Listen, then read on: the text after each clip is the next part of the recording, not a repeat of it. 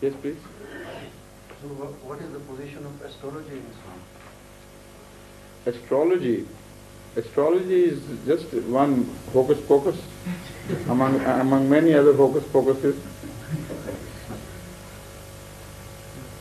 Astrology has no meaning, no bearing on human life, in the sense that by looking at stars and taking our cue from them, we plan our affairs here in the world. If that is what you mean by astrology, then no prophet on earth did that. And the most successful people on earth are prophets of God. Astrology was non-existent for them. It was non-existent for Hadhrat Mirza Tahir Ahmed. And it's non-existent for most of the people living on earth who'd never even heard of astrology and that sort of thing.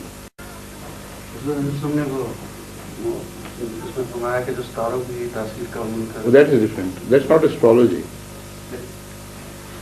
I understand, I'll explain what you want to say. Hadhrat Mirza has written in his, while commenting on some verses of the Holy Quran, وَالسَّمَاءِ وَمَا بَنَاهَا وَالْأَرْضِ وَمَا طَحَاهَا. These are the verses, and some others. وَالسَّمَاءِ وَمَا بَنَاهَا وَالْأَرْضِ وَمَا طَحَاهَا وَنَفْسٍ وَمَا سَوَّاهَا فَأَلْهَمَهَا فُجُورَهَا وَتَقْوَاهَا قَدْ أَفْلَحَ مَنْ زَكَّاهَا وَقَدْ خَابَ مَنْ دَسَّاهَا. These are the verses on which he is commenting. And he says that from this it is clear that even the remotest stars have some part to play in the creation of earth and what lives here. And they have their properties which have influence on whatever happens here. Now this is what he says, and this is correct. The entire universe, like an ecosystem, is interdependent, and the qualities and properties of even the farthest stars reach Earth and have influences here. But those influences are either far too minute for human understanding, or it's far too complex to compute into things. So that is a work for scientists. Like, for instance, now they have discovered that under the influences of big changes in some planets and on Sun and elsewhere, carbon-14, the manufacture of carbon-14 in trees increases visibly and conspicuously, with the result that we can analyzing the wood of trees which exist for a long time, like from the time of Jesus Christ, by counting the number of carbon-14 atoms in the wood of that tree, we can find out when there was influx in the activity of the sun.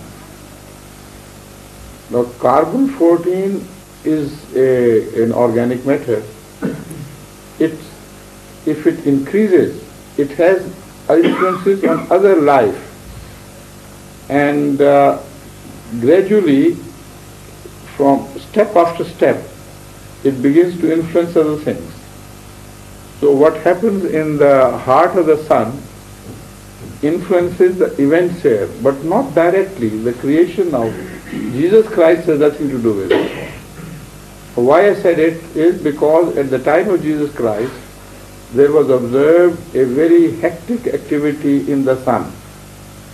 And as such, carbon-14 increased in proportion in every plantation at that time. This activity was not only at the time of Jesus Christ. It happened at other times. And not at every time there was a prophet of God. it also happened at times when the world and the events there were inconspicuous and immaterial.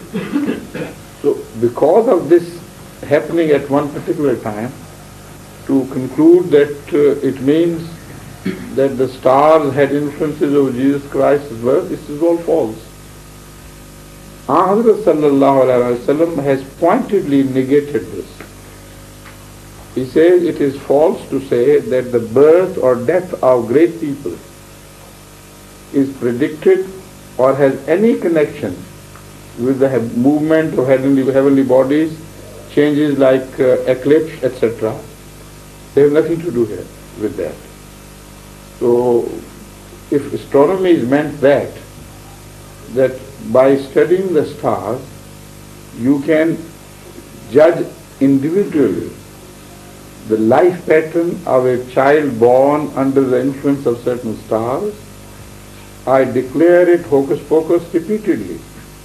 Because for studying the carbon-14, scientists had to spend their lifetimes and generations of lifetimes to know only that much. And these people who draw certain lines, they know exactly what the influence of that star body or that star combination was on that child born on that day. Can you really believe in these things? Sorry, but I little believe. Continue then. No, I tell you one thing. Yeah. You can write, I have no objection. You may believe in whatever you please. But you can't tell anybody, knowing his birth, date of birth and things, what sort of life he will spend. Just a moment. Once somebody from America wrote to me to send him my date of birth and some other questions which were asked, and he said that there is a great astronomer who is also the astronomer of presidents of America and this and that, from San Francisco or somewhere in the West, and he knows that astronomer very well, and he would have him or her, I don't remember it was lady or man, do my horoscope and things. So he sent me a cassette which spoke of me, which made it very clear to me that Ahmadi had spoken in generalities about me. So in generalities he touched upon certain things.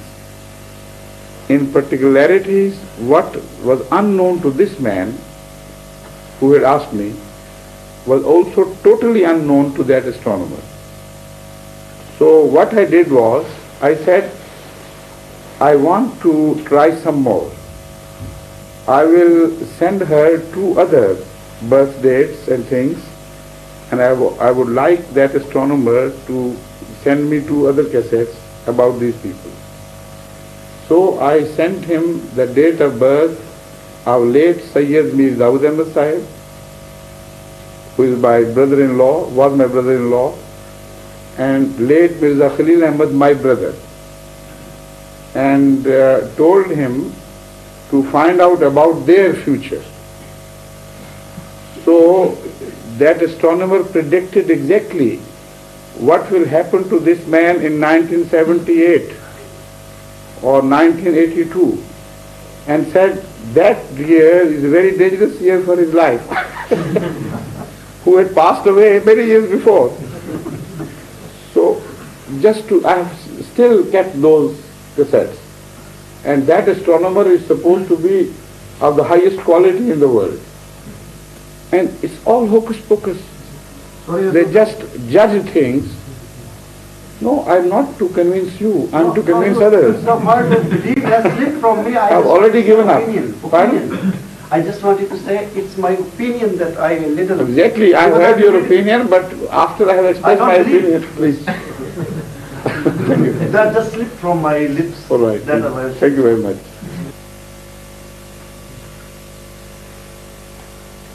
Anything else, please? Yes. Bit of and we are prepared to